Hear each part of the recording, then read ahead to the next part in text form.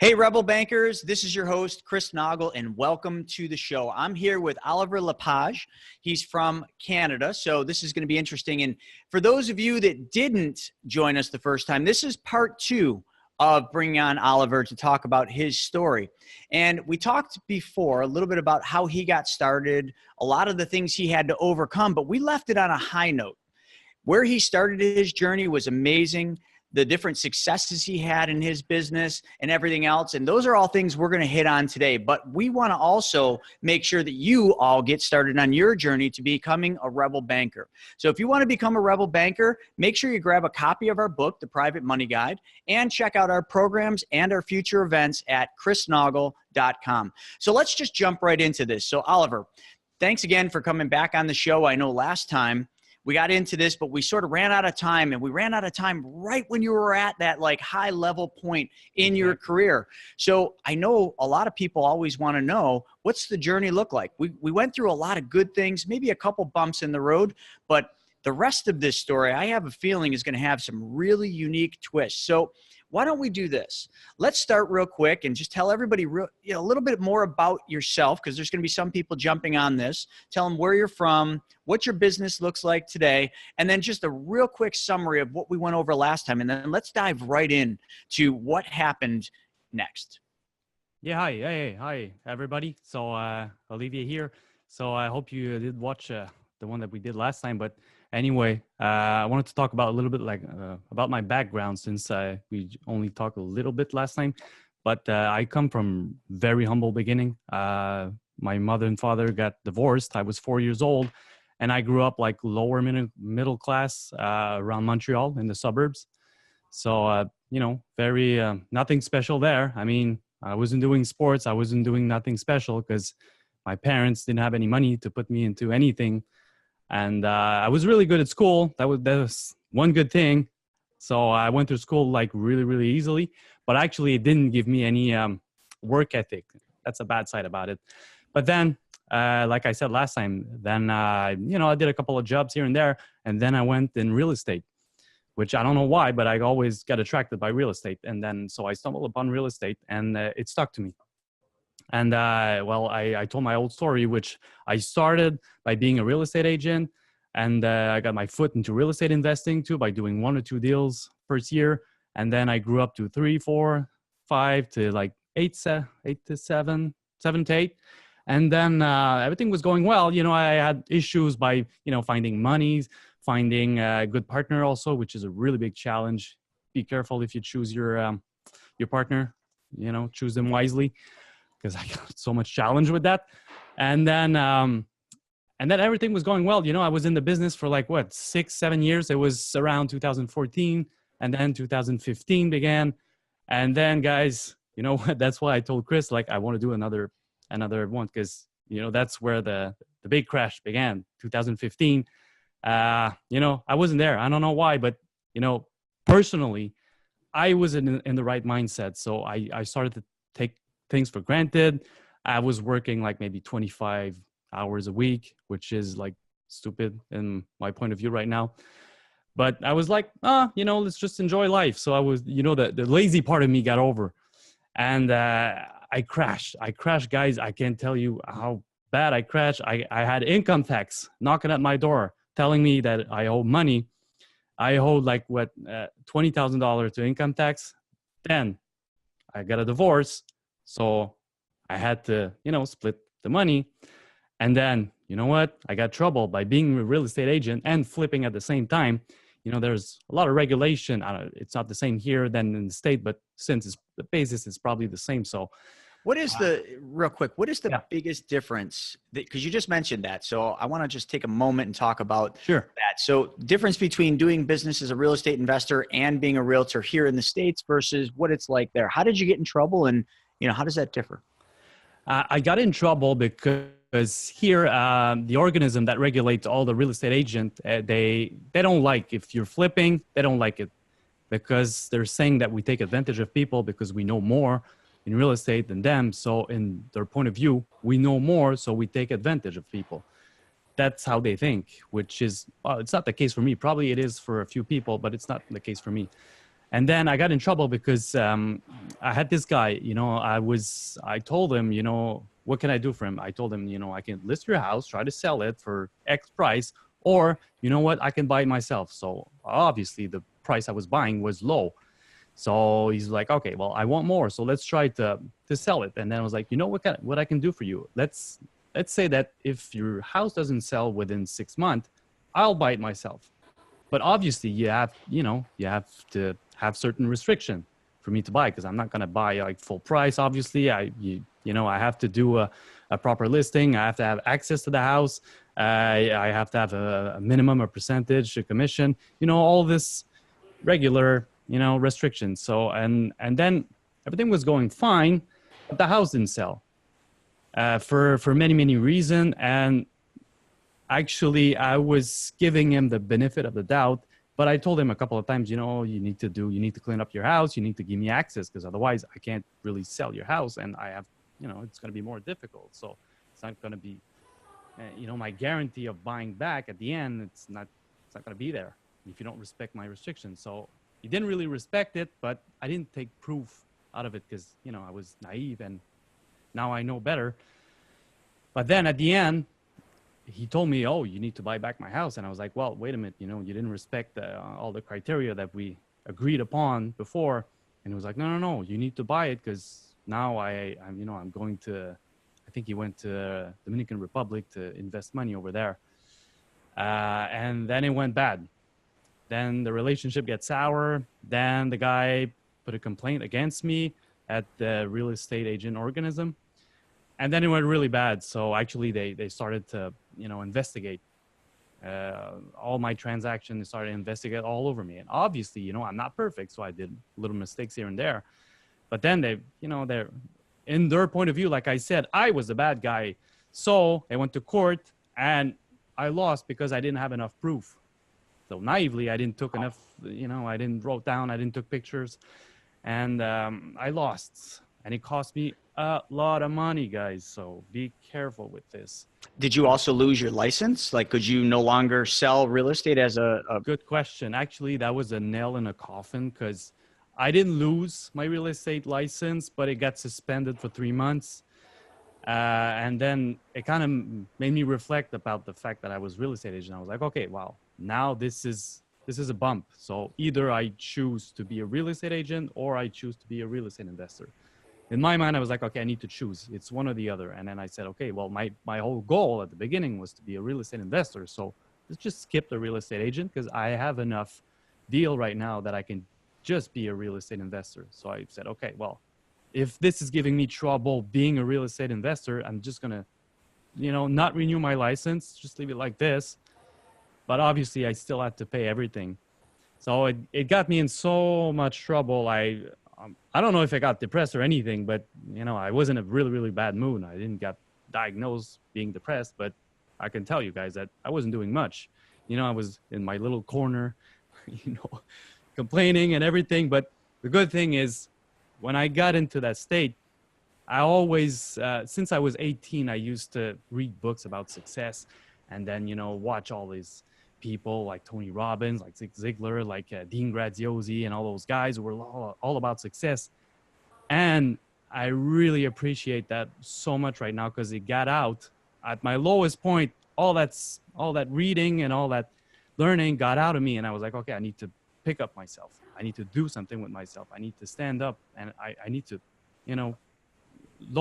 higher my standard, because right now it's not working. So then I was like, okay, I have no money. I have no deal. I'm in a really, really shitty place. My house, I'm at the point that I'll be foreclosed on if I'm not doing anything. So I was like, okay, pick yourself up and do something with your life.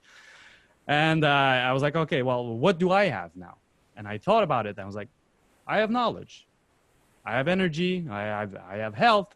So let's start with that. So I was like, okay, let's build a team, because that's all I know. I'm going to multiply myself by just grabbing people that are interested in real estate and want to know more. And I'll teach them everything I know. Since it's working, I'll teach them everything I know. And they're going to, start prospecting with me and be in my team. And it worked. It worked even better than I thought, honestly. So one advice that I can give you is network. Your So much, network so good. always equals your net worth. Love So that. much. And I always neglected those, those real estate event, those real estate network. And I neglected. I was like, it's all full of newbies. I have nothing to learn over there. And I realized it after. I was like, no. Okay, I need to go there. Even if I meet only one interesting person, that's one more than I had before. So let's go there. But I thought about it. I was like, I don't want to be the guy in the crowd, speaking one-on-one with every people. So I was like, I'm going to be the host of the real estate event. And then I started reaching to people, and I became a host of one of these events. So obviously more and more people saw me. So more and more people went to me, and it kind of gave me credibility also. So that was really good. And then I started to, it kind of obligated me to go to those events. So and it helped me so much. Guys, go to those events, meet people, network. This is one of the best advice that got me out of that place. So I can't tell you enough. Like, you need to network. This is really important. So one thing lead to another. I built up a team. I started networking, started meeting important people, people that were in real estate, people that had money. And, obviously I had that track record at that point. So people came up to me and, they said, oh, you seem to be going well. I have this, I have money. I'd be willing to invest in real estate. So I was like, okay, I need to, bring up something for them to easily see if it's a good deal or not. So I started making like one sheet calculator. I started making like an inspection form and all these forms for, just to throw at them so they could easily see, that I'm good, that I know where I'm going, and that, they know where they're getting into. So that's another really, really good thing that I thought about. And what else? Oh, I took some notes here. I was at that point, and I remember my ex-wife told me like so many times, like, go back to school. You need to go back to university. You need to get a degree and all that stuff. I was like, yeah, you know what? I appreciate, but I'm not good at school. I'm not made to go to school. So I told her, I was like, and to the point that I got mad. I got mad with her because I was like, there's no way I'm going back to school. There's no way I'm going back to school. That's the only thing I want to do, and that's the only thing I'm doing is real estate investing. So I literally burned the boat right there. I told her, no way, I'm not going back there. I'm unemployable. I need to do this. So I need to make it work. I have no choice. So I literally burned the boat. I was like, there's no way. I need either it's a do it or die. And I was to that point. So it got me more and more motivated, all that stuff. And another thing that's going to help you, jump up your learning curve that I note here is learn from someone who already did what you want to do, which is really, really important. That's key. Yeah, that's what I did with people. And I told myself, if I'm doing this with people, I need to do this myself. So, and obviously, I'm going to tell you this is really important. You need to, align also with their value, because it's really, really important that not just choose randomly someone because he's successful, he's done whatever you want to do, but you have to also align with their value. Because if you're, I don't know, if you're respectable, you don't like to lie, you don't like to cheat with people, and the person you kind of respect and does what you want to do, lie, cheat, you don't want to be associated with that person. You want to be associated with someone that has the same value as you. So then you'll get even closer, and you'll see yourself in that person, and you'll be even more motivated to do. So that was my crash. I think that, yeah. So I like this part much better than the beginning, because the beginning, you had some bumps in the road. You had some internal and external objections, but it was kind of just like, a little bump, and then you went up, where now you literally fell on your face. You got complacent, started working less. All of a sudden, thought everything was going to go good, and it just sort of crashes down. Then you go through a divorce. Then you get in trouble with the well, here it would be the IRS, but whatever the tax organization is there. And then you get in trouble with your realtor to the point where they suspend your license and take your ability to make money away. It's just like, boom, boom, boom. You got knocked down. It's kind of a traditional Rocky Balboa story. It's not how many times you can get knocked down. It's how many times you get back up. I think that was great. And, just the other thing too. So after all of that, and now you started networking, you started surrounding yourself with the right people, you started getting in that mindset and finding other people that were aligned with your mindset. What is it like today? So money is always the biggest barrier of entry for most investors. I mean, every newer investor, and I'm sure you as well, the investors you meet at the networking events, a big mindset block for them is always money. They're constantly in this mindset that they need a bunch of money before they can do anything. And they got to learn everything before they can do anything, when they literally just need to understand it's not about your resources. It's about how resourceful you can be. So tell a little bit about, what it's like today, and with all the things that you've learned through your journey, getting knocked down on your butt and climbing your way back up. Like, what is it like today? Guys, I'm going to crush that money belief right then and there, because I was $125,000 in debt. I had nothing. I had to start back from not zero, minus $125,000. I had my kids that I had to put food on the table. I had to live. I had to pay my rent. And I had so many debt. I didn't know what to do. It was crazy.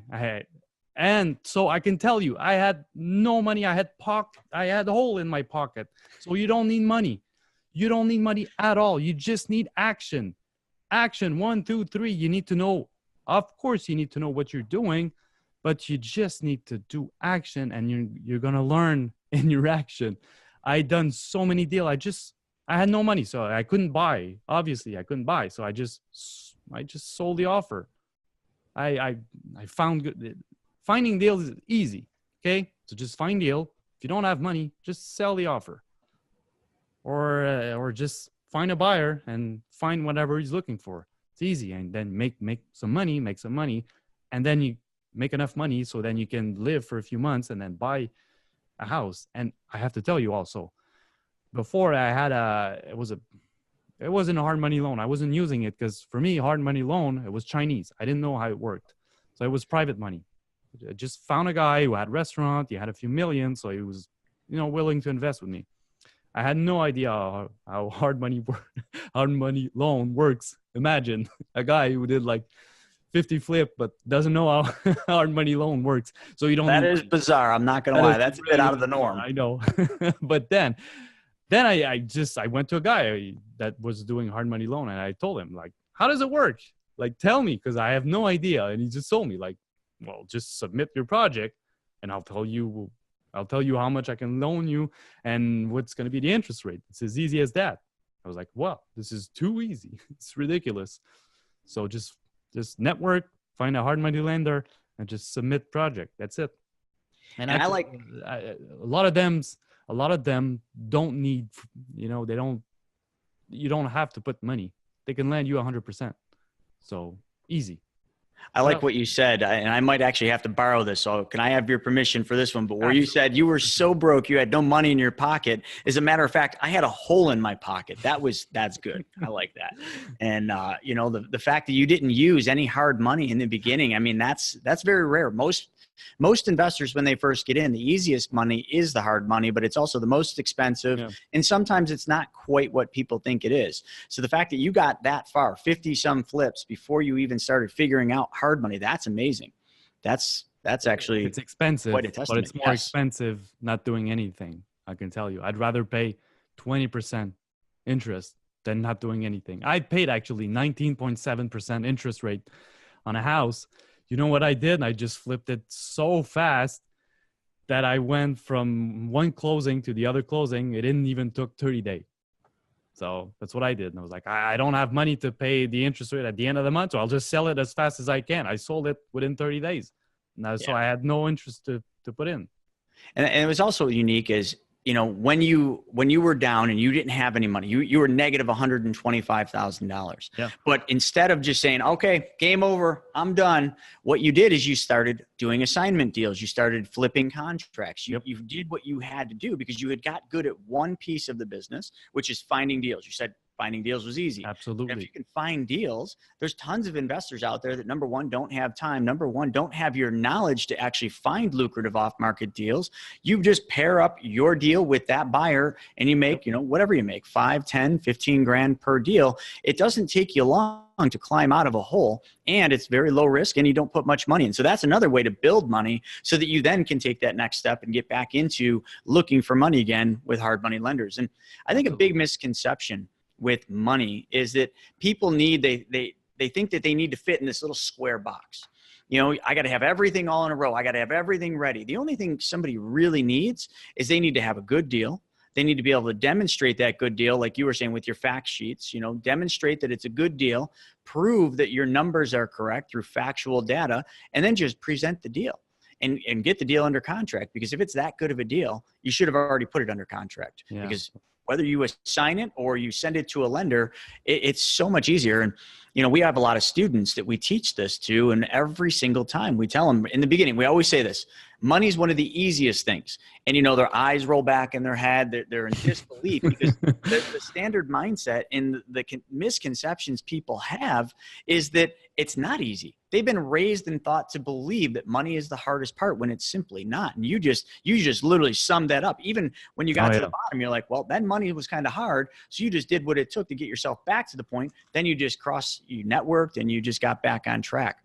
That's but I have to say this, Chris. Society wants you to believe that money is hard to get and that you have to fit in that little square, dumb, stupid box. You don't have to fit there.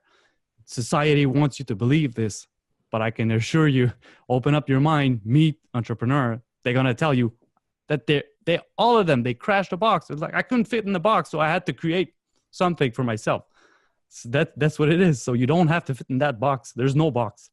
You're absolutely correct. And it's that huge misconception. And, we don't learn, if knowledge is power, financial knowledge, that's the real power, but that's the real power that they don't want you to know.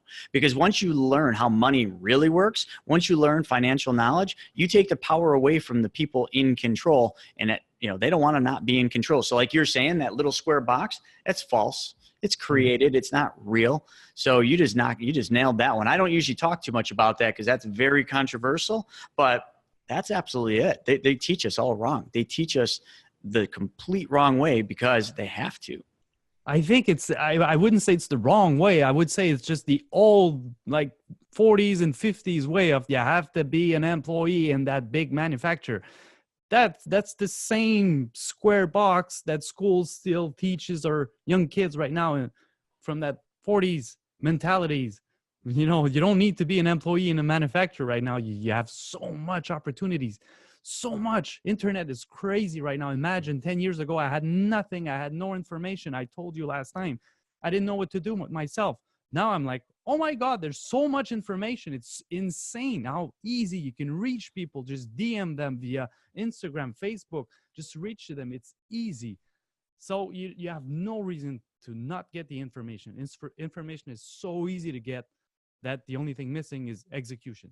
That's the only thing. Got that right. Information. And in the information world that we live in technology, like you're saying, I mean, how easy is it today to network with people across the country, across the world? You're in Canada. We're here in the States. I mean, that's across the world. I mean, kind of north, south, but it's so easy to connect with so many people. And if there's trillions and trillions, tens of trillions of dollars out there just looking for a home, and you can connect to all the people, all you need to do is find like-minded people looking for what you have, or most importantly, find out how you can solve their goals. If you can solve their goals, it gets so easy. And that's what you were just saying. Like, their goal is to make money on their money. I call that the heads of, the head on any coin. And I always carry around a coin, and on the heads, I always say, these are people that have money that need to make money.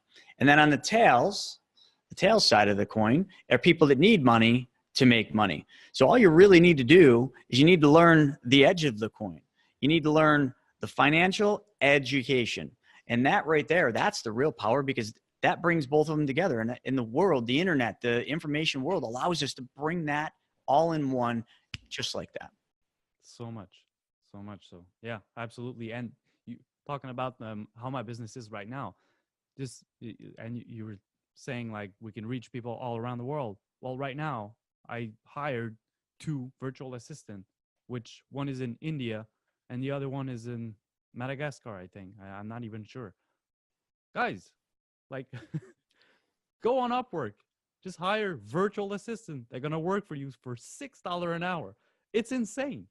Same work here would cost me $75 an hour, and I've just hired people for $6. It's crazy. Like, could you imagine that in the 90s? Impossible. They would say you're crazy Yeah. to even think like that. They were like, oh, you're crazy. But that goes right into that Steve Jobs quote, right? About the crazy ones thinking that they can change the world. They are the ones that do change the world. And people just like you out there doing it against all odds, you are the ones that change the world.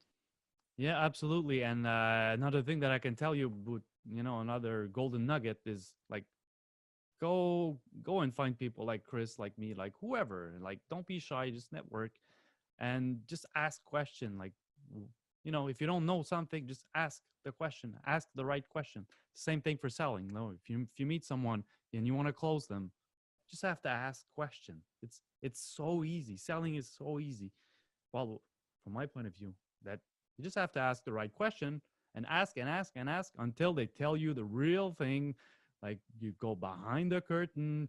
Yeah, they lower their feeling and like they tell you, okay, now I have trouble with my family. Like, I don't want my mother to know that I'm in financial trouble or whatever it is. Like, ask enough question to get to the real problem, and then you get the golden nugget, and you can close them with this. It's easy. That's how you find the real problem, and then you find a solution for them, and boom, it's done. It's as easy as this. I always have that like financial education approach with people, because a lot of people that are in financial trouble, which is my main business right now, I always try to go to them and trying to educate them. Like, okay, now you have a pre-foreclosure notice, so this and this and this gonna happen. You have that many time, and if you don't do this is gonna happen. So here's your choice. You can either have a private hard money lender. You can sell your house. You can do buyback option, which is lease option. I don't know. Anyway, it's a twist of lease option, which is you keep the person in the house, but you rent to them. Whatever it is, guys, you just find a solution for them. It just comes back to kind of what we keep talking about: solve other people's problems, and you'll succeed yourself.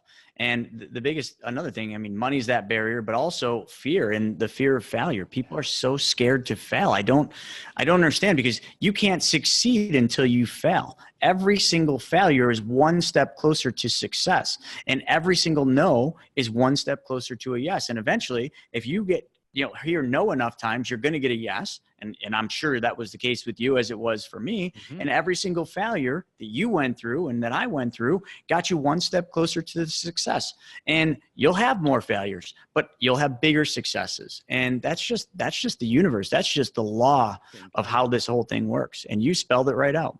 Tell me, what do you think about this? But I think being fearful, like you said, or being afraid of whatever going through or whatever, I think it's a lack of confidence.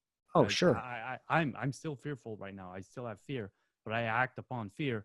But like, put me like 5 years ago or 10 years ago, I was so fearful. Guys, I used to take the phone to do cold call, and I was shaking like this, dialing the number, and I couldn't wait to hang up because I was so shy. I used to knock on door and like, oh my God, I want to run away so much. It's just lack of confidence. And if you want to have a trick to get over your lack of confidence, do the things that you promised yourself you will do. Is as easy as this. And it could be little things. Just do them over and over and over. Let's give the audience a little something different on that exact topic, because I love that. Yeah. So lack of confidence is huge, and I could sit there and I could say something, but I want to hear it from you. What do you think the top 3 or 5 things somebody could do to get rid of, the fear, to get confidence? What do you think the best steps they should take to overcome that confidence barrier?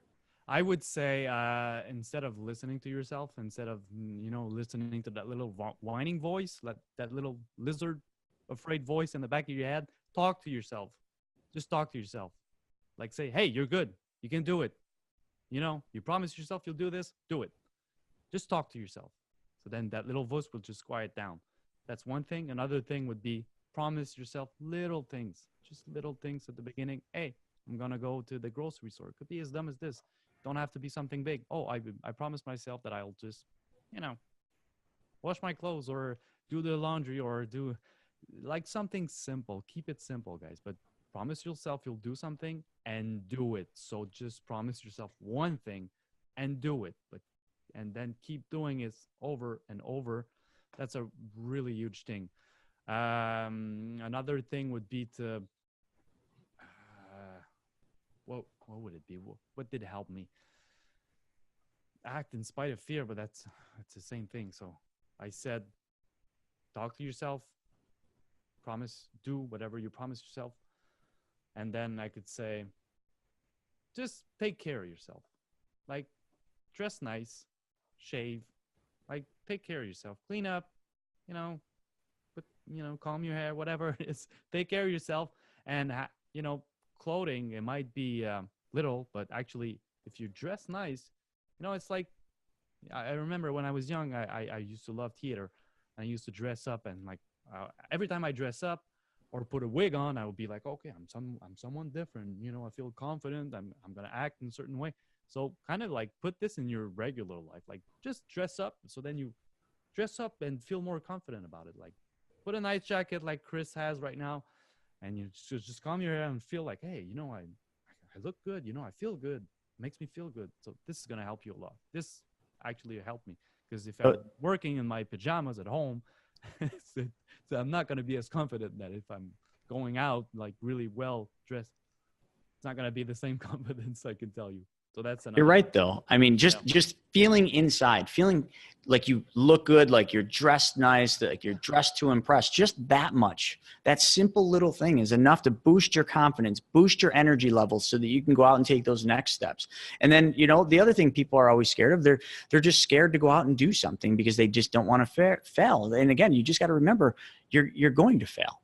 Whether you want to or not, you're going to. The way to limit that, the way to not fail as much, is to get yourself and surround yourself around people that have already done what you're trying to do. Those people have failed. Learn from their mistakes. Get them as mentors. If you don't have the money to pay them as a mentor, find out what you can offer them. What can you do for them that will benefit them and provide value? And the more value you provide, and I'm not talking about paying, the more value you provide for somebody, the more you'll get back, because the golden universal rule, if you give, you get. It's that simple. So give, and you shall return, or you shall get in return. So I think this was great. I'm really glad we did part 2, because part 2 was like the perfect summary for part 1 that we did. And I know that everybody that's watching this is going to be extremely motivated, extremely inspired to go out there and take action, because I know I am. Heck, I want to go out there and I want to start taking action, picking the phone up. You inspired me. So if people really want to connect with you, because you had mentioned, a network is so important. Doesn't matter that you're in Canada. Maybe some of our folks watching this show are from Canada. How do they get a hold of you? What are the best ways for you and them to connect? I'm really active on social media. So the easiest way would be either on Facebook. Just type my name, Olivier LePage. It's Olivier, last name Lepage. Or you could go also on Instagram, which is the same name, but my tag is at Oli LePage, Olilepage. Just go there. I'm really active on social media. So just reach me through there. And I speak both French and English. So I'll be happy to help. That's fantastic. Well, that's perfect. I know everybody else is motivated, and so are we here at Money School. So to get started on your journey to becoming a rebel banker, remember, all you need to do is find people and surround yourself around people doing what you want. And if you need a boost, grab a copy of our book, The Private Money Guide. It is all the steps you will need to finding money, where it is, and how to get it. Or check us out online at chrisnaugle.com. That's ChrisNaugle.com. So thanks everybody for joining us for part 2 with Oliver here. Make sure you connect with this guy, because I'll tell you, he's a wealth of knowledge and he will help you take your business to the next level. So with that being said, thank you again for joining us. It was quite the honor today. I'm really, really thankful that you were able to join us. And for all of you rebel bankers, go get it and make something happen.